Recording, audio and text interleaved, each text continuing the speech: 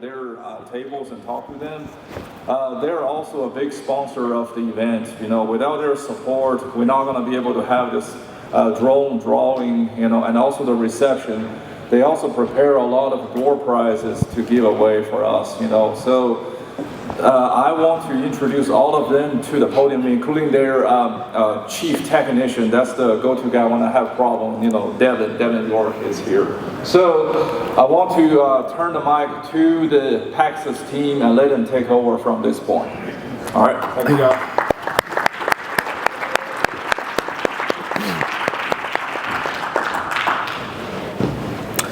Okay, so Nathan Stein here. I've got Dave in York and Arthur Chen here. If you haven't met us, you know, we're the Pegasus team, I guess is what you'd call us at some point. But you know, we've I first want to say thanks to Steve Lee. We should probably, can we all give a hand to Steve Lee? He's really put on a very nice conference. I think you'd all agree so far, even from the first few hours, it's I've already learned a lot and had a lot of great conversations. We look forward to having a lot more conversations for the next few days, especially with the demos and everything else that are going to happen. So it's like a great big family here, so it's really nice to see everybody again. But Arthur here is the founder of Pegasus Robotics. Me and David both owe him some spotlight. He started Pegasus 3 years ago, and then we've grown quite significantly since then. Me and David were just two farm boys, got lost. But we've worked together as a great team. We really try to take care of our customers. We're very excited. We're very excited about these drones here, the XAG product line, and what we can do. If you get a chance, you'll see a big trailer out the door down here. That's our drone spraying trailer. If you get a minute, go outside and take a look at it. Talk to David. He's going to flip a bunch of switches and he's going to really show you how to load a sprayer in 44 seconds and get it out. And auto mixing and a lot of other things that we have there. But do take time to kick the tires. Go out and check that out. The drones are here to look at and to talk about. But the most important thing that we're here for tonight, and what I really want to do is introduce to you our good friend Justin Gong. He's here to talk tonight as not just as a co-founder of XAG, but a little bit more, and something that's going to probably touch a lot of you guys in here, but also as a farmer. So something that maybe not a lot of you know about him, but he's going to talk about that journey, about what started XAG 17 years ago, the journey of that company, and I know a lot of you want to know more about this company, so without further ado, please welcome Justin Gong.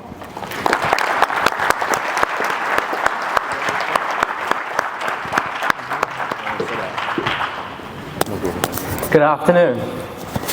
Thank you.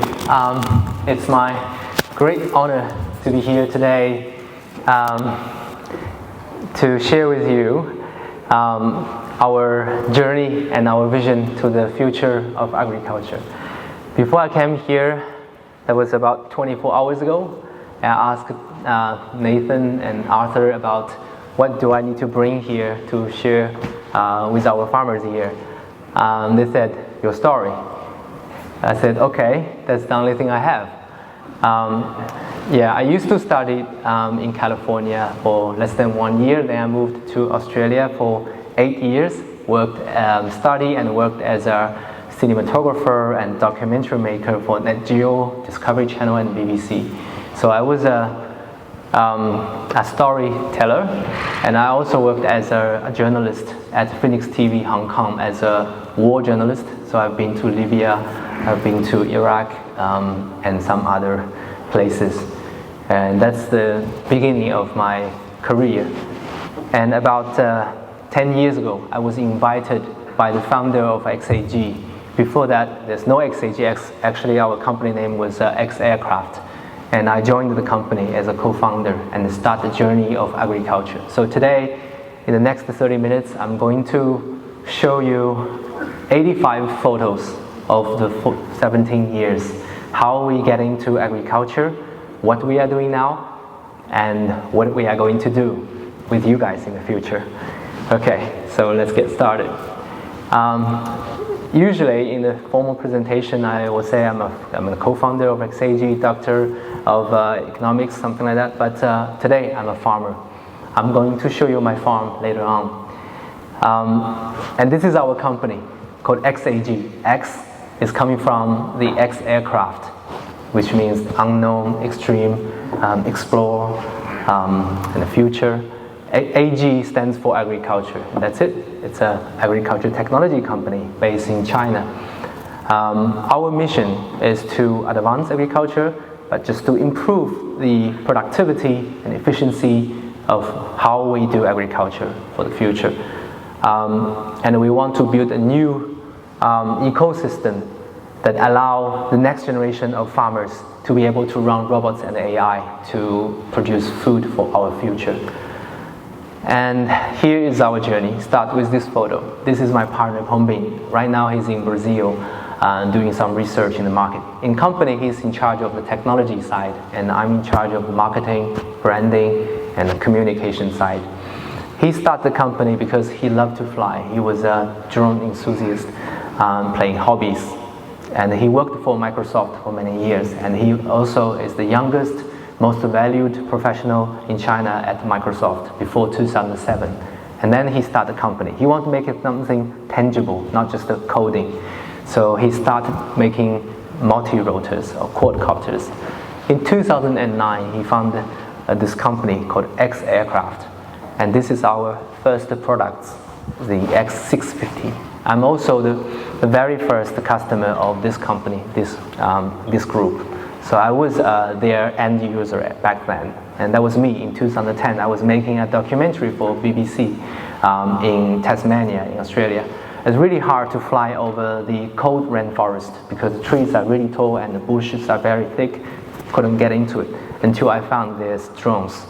And back then there's no cinematography drones. You have to do everything yourself. It's a DIY drone. So I put together and sponsored by the GoPro, and that was the Hero 1, very first GoPro.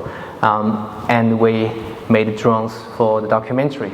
And this drone is now displayed in the museum in Washington, D.C., in the Nat Geo Museum, actually.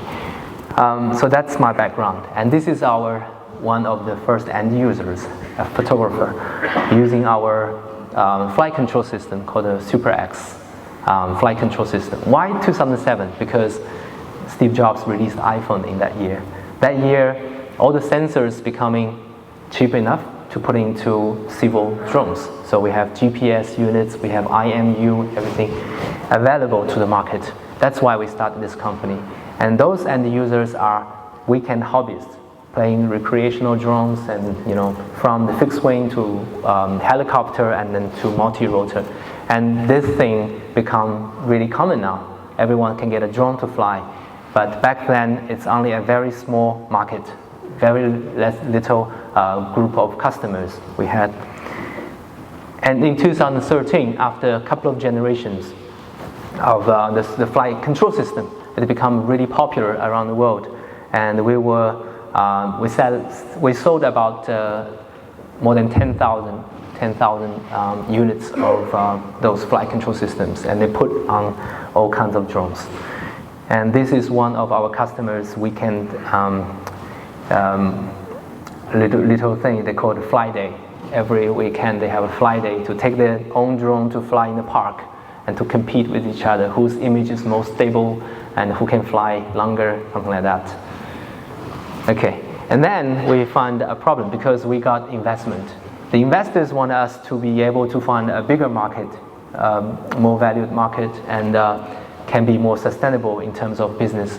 So we were looking for an industry that can put our dreams, into a bigger stage. And we start making different kind of drones. The image on the left shows a drone we made for New South Wales Police Rescue in Australia, putting a camera in front of our drone. And the other picture is the drone we made for SF Express, which is the biggest express company in China.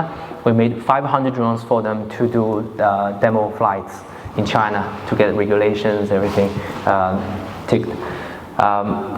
And we also make drones for wind generators and like tower inspections, power line inspections. Today it's become also a very big market. And these are our aerial photography drones, DIY drones made by our customers.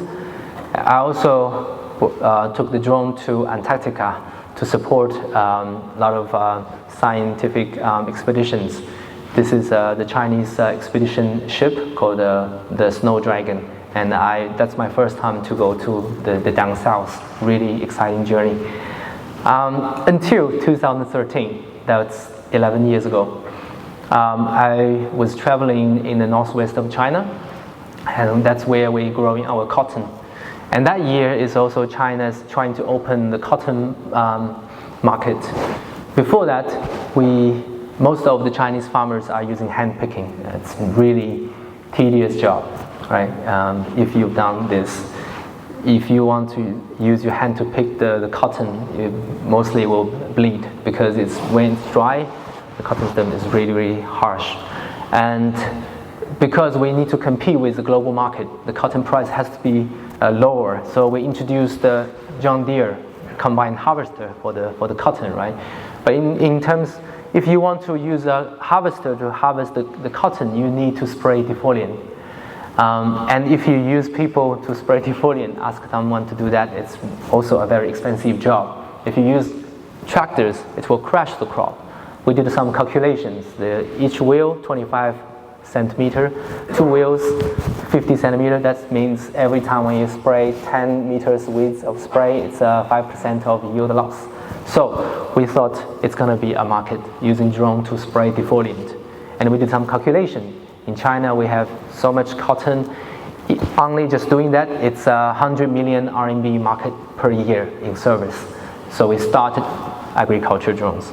And this is me. That was me in 2013. We modified aerial photography drone into a spray drone using our pump coming from my van, the windscreen washing pump, and put 2 Coca-Cola tank underneath, and we made a drone. We do the demonstration to the farmers, and the farmer said, "Wow," and we think, "Yes, okay."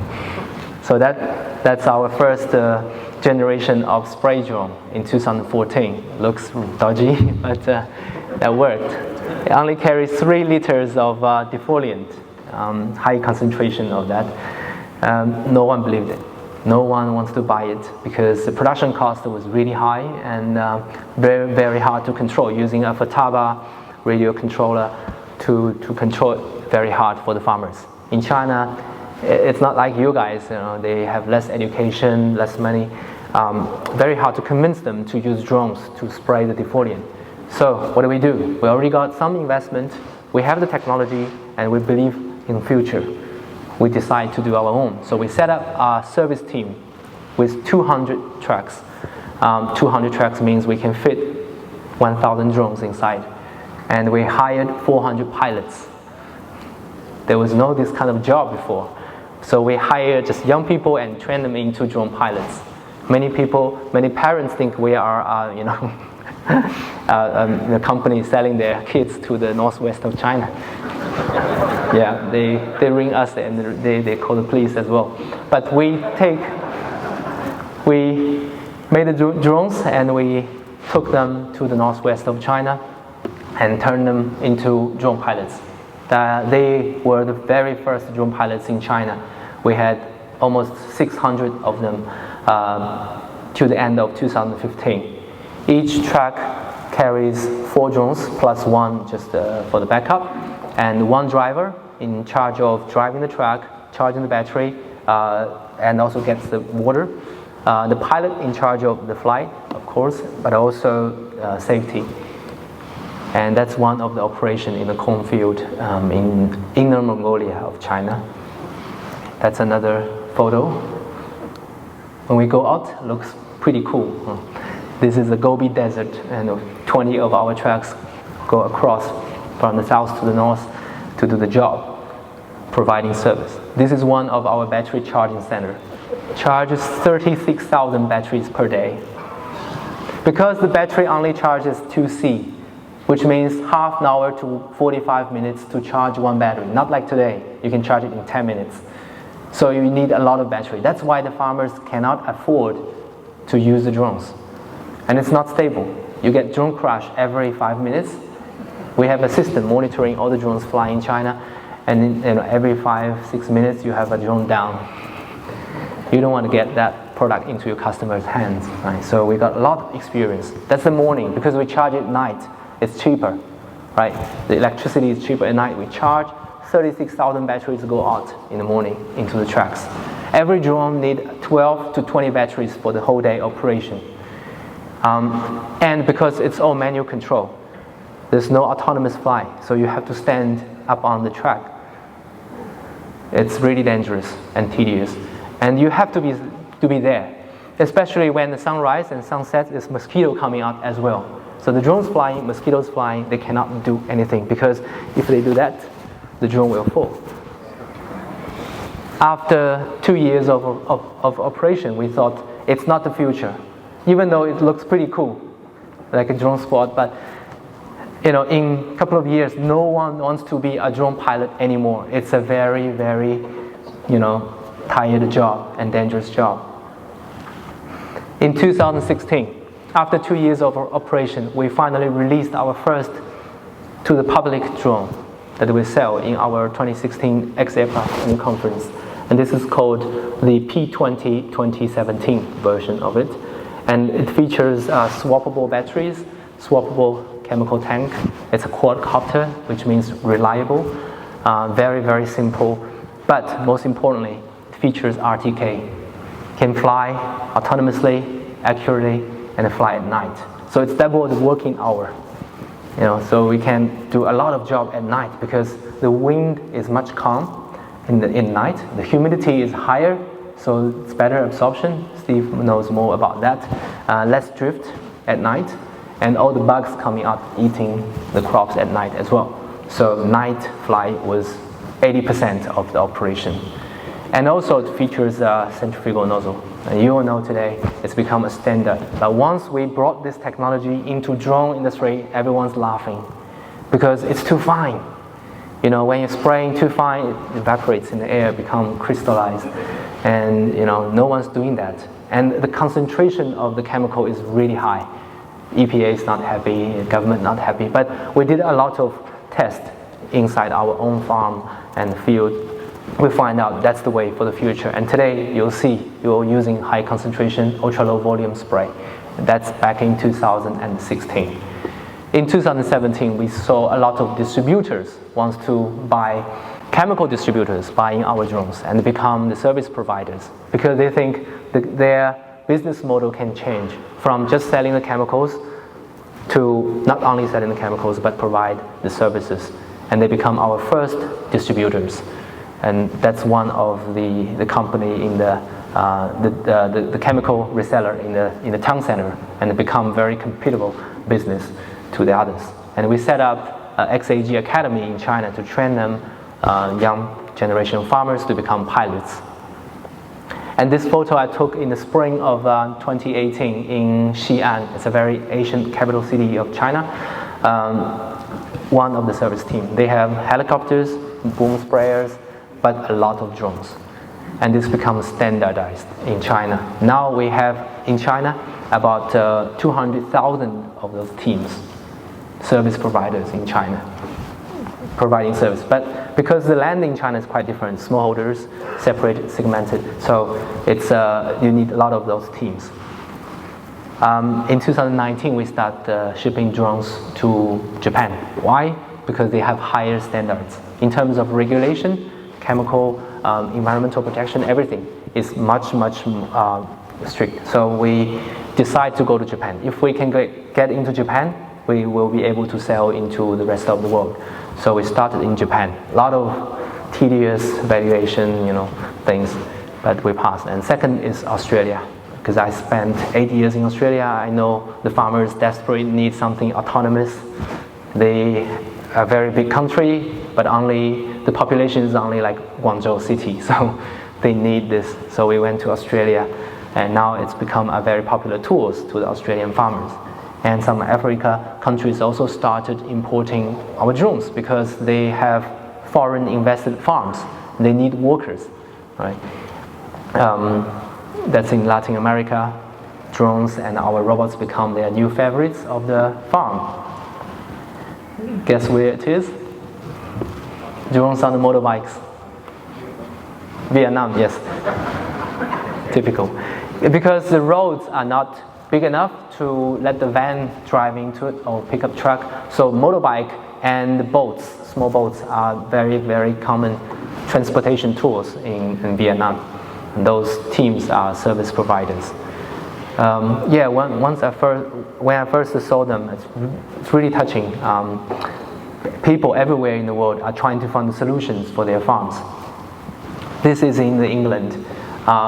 We become the first and only drone spray operator in the UK to be able to use the drone to spray. And this is on the Jersey Islands of the UK. So using our drones on the steep mountainous areas to spray on the potatoes because of climate change. They never ever need any spray before, but now they even use our drones to spray water because it's a drought, you know. So climate change is another thing. Not only just labor shortage, young people don't want to go to farms, but also climate change has become a really big issue.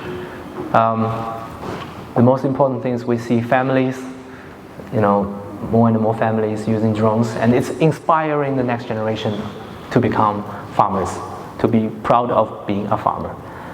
And I put down this timeline to show you the progress of the drone at XAG. In 2017, the drone was only 6 kilograms, only spraying, controlled by, you know, manual joysticks. And then in 2018, we got 15 kilo. 2019, we got 20 kilo. The drone is not only just spraying, but also be able to spread, granular, and also can do field survey. In 2020, we released the P80 and the V40. Outside, you can see the V-shape bicopter, 40 kilos, spraying, spreading, and the field survey. But also, it comes with a millimeter wave radar that can scan the environment to make sure that the flight is safer. 2021, we released the P100 and the V50 with 40 kilo.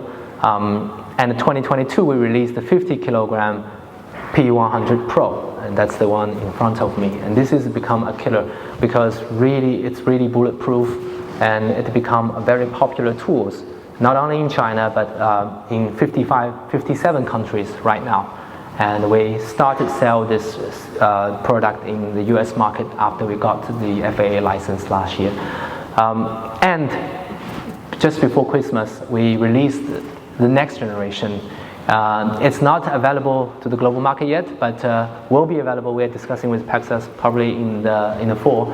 We'll bring the P150 with 70 kilogram payload, not only spraying, spreading, surveying, but also farm transportation. So it comes with a cradle.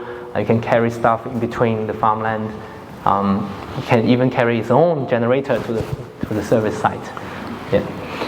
Okay, so I talked about the journey into agriculture. I also want to share our vision. Because in this 17 years, we've seen, you know, the rural area, we have less and less labor force, and also the climate change is putting a big headache on us. And we see the growing demand of agriculture produce. So we want to rethink about how the future will be like in the farmland. First, it's going to be efficient. So one people can manage a larger scale of field, so he can make more money. And it's autonomous, because no one wants really to drive a tractor anymore or pilot a drone. And also it's going to be sustainable. So generations and generations can benefit on this new ecosystem and, you know, be proud of being a farmer. So there's a saying in our company called agriculture drone is a key to smart agriculture. You can see this picture. It's a satellite image actually. This is a very, very small village. On the side, riverside of Yangtze River in China, Middle China. And this village, this photo was in 2017. Why these lines, green lines, yellow lines? That's the boundaries, you know. And back in 2017, no one had an idea of how to digitalize the farmland. The banks don't know, so they cannot get loans to the farmers. The insurance company don't know how to digitalize the farmland, so they don't have a very accurate premium, price to charge to the farmers or claim for the farmers. But we know, because there's drone flying. We know whose farmland it is, what's growing on it, and how's the growing status. And then we can share this information with the government, with the insurance company, so they can all help the farmers. And now it's become a standard. I think in the future, all the farmland can be digitalized. But that's another topic. We talk about data security and how we can use this data to do more things. But this is for us, we see the future of autonomous farming. And then we develop more drones, and also remote sensing drones is very important. Everyone's talking about using drones to do variable rate spray, but basically you need a drone to fly over to see the status of your plants. And also we developed unmanned ground vehicles. There are a lot of things you still need to be down on the ground, carry stuff, doing the cutting the grass and stuff. And only in China we have 20 million tractors in China. They are manually driving tractors. How to help them? We developed this autopilot console. In the US, you can buy, John Deere or Case autonomous steering tractors, but in China, most they are manual, 99%. So those farmers can also benefit from our flight control system. Basically, you just put a flight control system and with the steering wheel to the tractor, it becomes autonomous. And a lot of cameras, monitors, farm IoT systems, sensors as well. And this one we released last year called the Smart Irrigation System, designed for the cotton farmers, corn farmers. We don't have the big pivot booms in China, but they do need irrigation systems. So this is a solution. And the price in China is only $10 per mule, which means about $60 per acre to install the whole system to make your autonomous irrigation. And so today we have 3 product lines: aerial robots, which are drones, and the ground robots, and smart farming systems, which include the IoT systems, but farm management softwares. And we have also developed the local data server, so you don't need to worry about the data being transferred to the cloud or anything. You just buy the local server, all the data, all the operation will be doing locally. And we are doing a lot of certifications with the European Council, and also in China, in the future in the US, so you don't need to worry about your data being stolen or something like that. It's really important, I want to talk about, because many things can happen.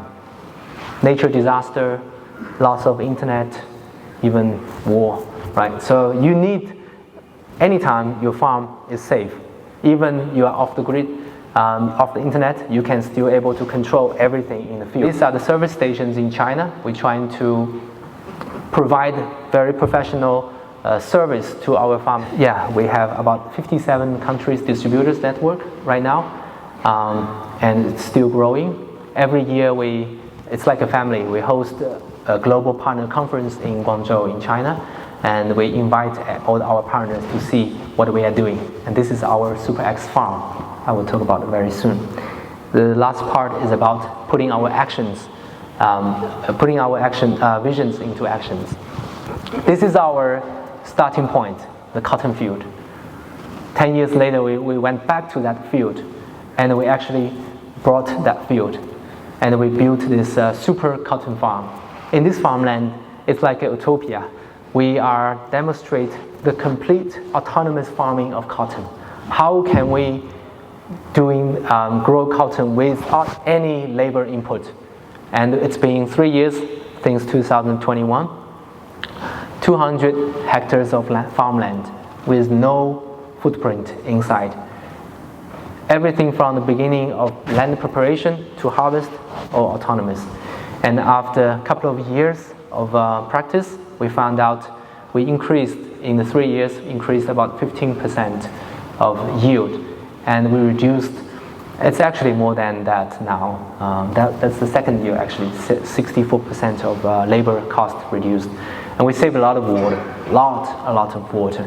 We found out the cotton plant only need 1/5 water.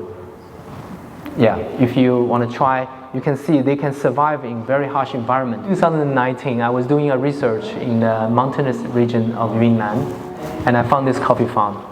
The farmer started planting coffee in 1969. But because he's not good at business, so he owed a lot of money to the bank. I sold my house to help him to pay back the loan, and I become the partner of this farm. And now we're using drones and robots to growing coffee. This is not released yet, new drone from XAG, the P60. Smaller one, but designed for mountainous area. And we use a lot of foliar fertilizers to help coffee growing at the same time. In 2019, when I sold the coffee, some of them are green, some of them are red. It's really hard headache for the pickers, for harvest. But now they all turn red in the same time because of the new management method. This is my farm. So I become a farmer, and that's the farm. It's about 600 acres. It's not small as a coffee farm. Actually, the biggest coffee farm in China. And the average altitude is about 1600 to 1800. So not many pests, but a lot of weed, and you have to do a lot of irrigation. In the peak time, we hire 70 workers to do the weeding because we don't spray herbicide. But this is what's next. I really want to solve this issue, how to get rid of the weed in between the trees. So horticulture is our next thing we will get into at XAG as well. Meanwhile, we also use the drone to monitor the growing status and the pest status of the coffee farm. We are also breeding new varieties of Arabica coffee. I got seeds from all over the world, from Panama, from Colombia, from Ethiopia, and Kenya, and we are really happy to see they growing into the flavors of China. So in the future, if you get a chance, you will be able to test it in some of our boutique or specialty coffee shops in the US. We're already signing deals with them.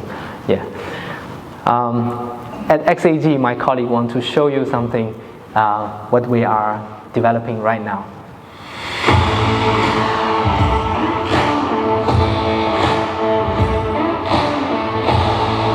This is the new pump system.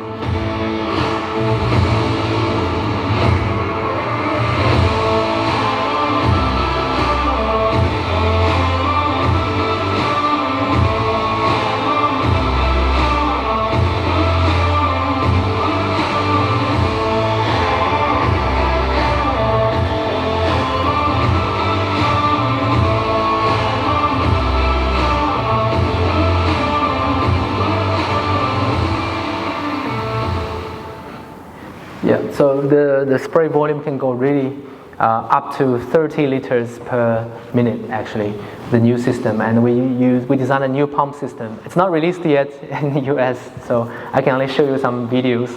And this is the new spreading system.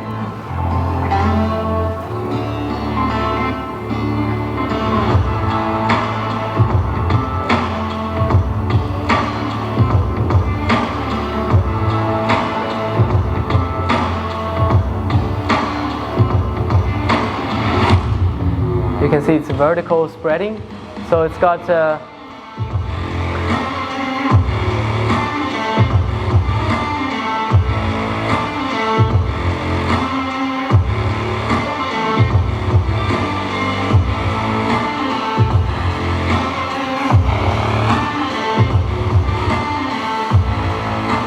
yeah, you can swap different size of the screws, so you can spread different size of granular.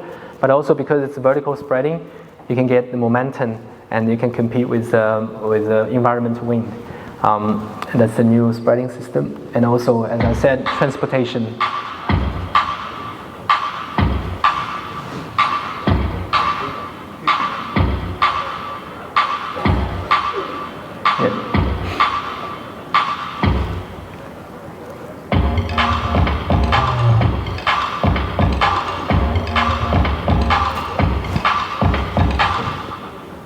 Okay, and the last thing is the future of our brand. SuperX Flight Controller is where we started. And this year we're going to introduce the next generation SuperX 5 Pro. It's got 10 times more computing power with a built-in 8 terabytes of AI processor inside. So the flight controller will not only just respond to your control, but to learn itself. I only got one video to show you is how it can recognize the environment and to learn to fly in this environment by itself. Because the data is really low data, so as the more you fly in your farm, the drone is getting smarter and smarter and smarter, and it will know you. Okay, so this is what happened. The last one, I promise this is the last one, is another product. Some people might see on YouTube, someone took photos from our farm, and this is one of our robots in the next product lines. Anyone knows what he's doing? Similar to weeding, but not. It's just cutting the tip of the cotton. So you don't need any chemical regulator because you're just cutting the tip off of the cotton, and they will grow, control the growing speed of the cotton. And this is really hard. We're not going to use this function because we can use chemical regulator, but this is really shows ability of how the robots can do in the future. If he can do that, he can cut the weeds, he can pick up fruits, whatever we want to do. So this is XAG. We are a company coming from the background of flying and farmers, and we want to do something for the future generation of our farmers, advancing agriculture. Thank you, everyone.